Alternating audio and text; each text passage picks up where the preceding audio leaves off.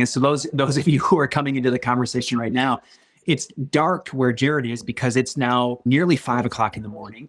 And he's on what's called the Gaza Ceasefire pilgrimage. It's a creative, nonviolent, direct action that is quickly becoming a global movement. That global immersion is part of, and this is us now broadcasting to our entire reach the opportunity for us to put our skin in the game and to take a walk quite physically with our bodies in solidarity, in particular with our kin from Gaza, who have had to take some of them up to a 25-mile journey. And so, Jared, talk to us about the Gaza Ceasefire pilgrimage as an action. Where did this come from? What are you doing, and what's the real objective of it?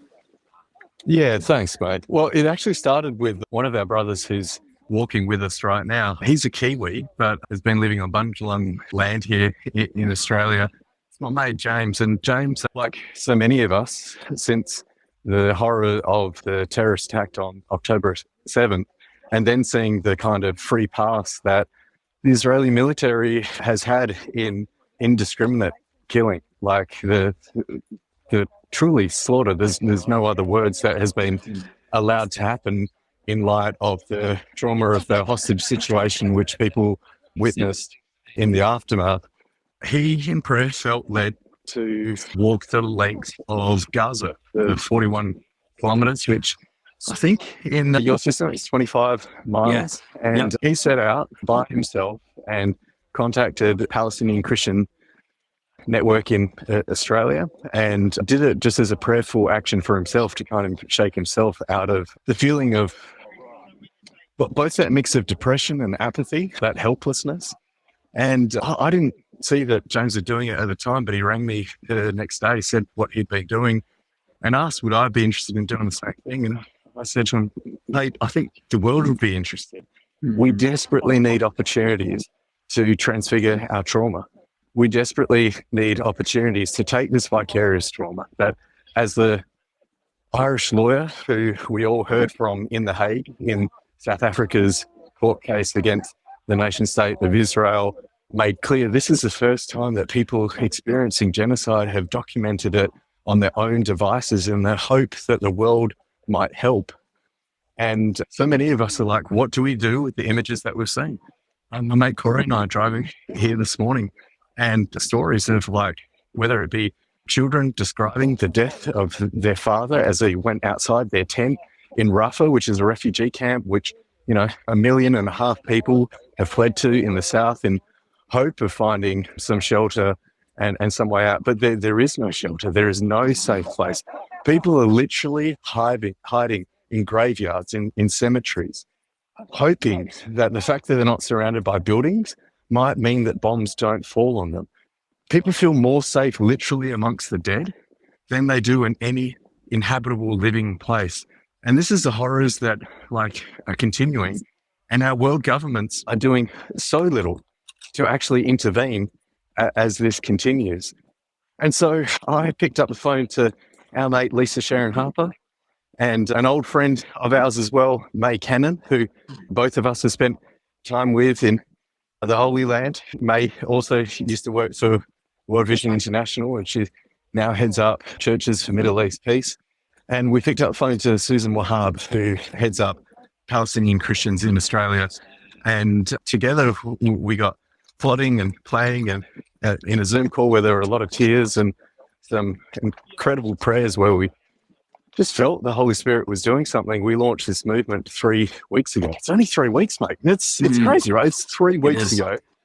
And now it's 97 cities that are participating in Gaza ceasefire pilgrimages. Some places are walking the length of Gaza. We're walking the length of Gaza City to Rafah. But what we're seeking to do is dramatize, as Martin Luther King would say, the realities and map onto our own cities the geography of horror that people are experiencing, and to understand that it is such a small area that it might take a day to walk, but you could still see the bombs fall in Rafah, in Gaza City. To stand on the coast and look north, it is to see the horror continuing. But as we know, as recently as today, the bombing has now started in the refugee camp itself. and people literally have nowhere to run up against the border of Egypt, and there's nowhere to go. Yeah, obviously you're talking to me right now. Soon you won't be, and you're walking with 12 friends. 12 friends who literally got up at 2:30 in the morning to be here at the start of the walk. And that last 3 kilometers, there'll be hundreds of people who will join us at St. Paul's Cathedral, the Anglican Cathedral, where we'll procession into the Ash Wednesday service at 6 p.m. and pray for Gaza. But these incredible people with a little bit of street light right now that you can see, what it means that they've taken days. I mean, I'm literally walking with, pastors and clergy and chemists and bartenders and community workers and social workers and just regular people, mums and dads who have taken time off work to do this with their day because they want to be able to stand with Palestinian people with the horror that they're experiencing. Yeah. And I was going to ask you, when you're not on your device having this conversation, which, my friend, thank you for your imagination. Thanks to James for daring to take some steps, right? And because like you said, 97 cities. I live in Spokane, Washington. I've got a call this afternoon with over 25 faith leaders in my city, who are preparing to actually engage in this very thing.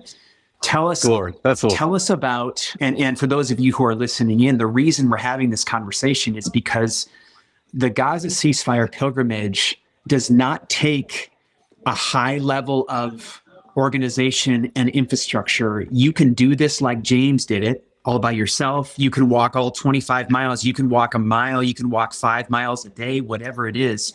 The point isn't to do it right. It's to actually get out and take the journey in a way that transforms us, that expands the reach of our empathy, that grows the circle of human concern, that grows a more pro-human understanding, that gets us more in touch with a Jesus that actually propels us into repair rather than revenge.